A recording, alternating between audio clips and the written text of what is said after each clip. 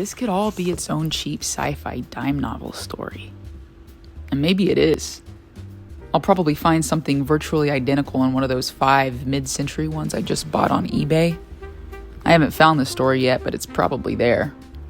You know, something along the lines of, a girl sits on her couch all weekend in pajamas, watching the news reports that UFOs are being shot down over North America.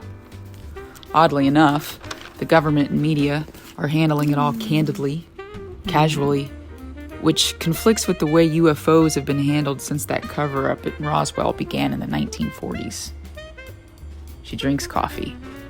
The world goes on, perfectly normal, or so far as she can tell from her window, and her dog is still sleepy and sweet as always. She orders takeout, and the food gets delivered early. She tries to read and twirl her hair, 2 of her favorite things, but she can only think about the UFOs. She tries to watch a TV show that her sister has highly recommended, but it only plays in the background of the internet device she holds to her face as she scans it for updates and details. I say internet device here instead of a phone or laptop because it sounds more like an early sci-fi detail. At some point today, she's got to venture into town to pick up a prescription, coffee filters, and ingredients for a layered chip dip. Tonight is the Super Bowl and her friends are making chili, so she doesn't want to show up empty-handed. She knows it'll be good for her to get out of the house and spend time with her people watching a game that is good for nothing, save the halftime show. But she also knows she'll be thinking about the week of F-22s, balloons, and UFOs. This all reminds her of the weirdness of being sick, you know?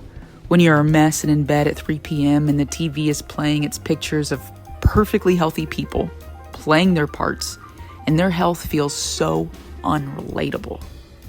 You think of your coworkers and what they're probably doing at that very moment, and you wonder how they're even upright when you feel this awful.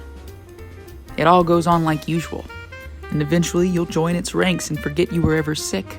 But for now, you're in this unique state of being curiously unsettled, alone, and bothered by the normalcy that surrounds you. Or maybe that's just her.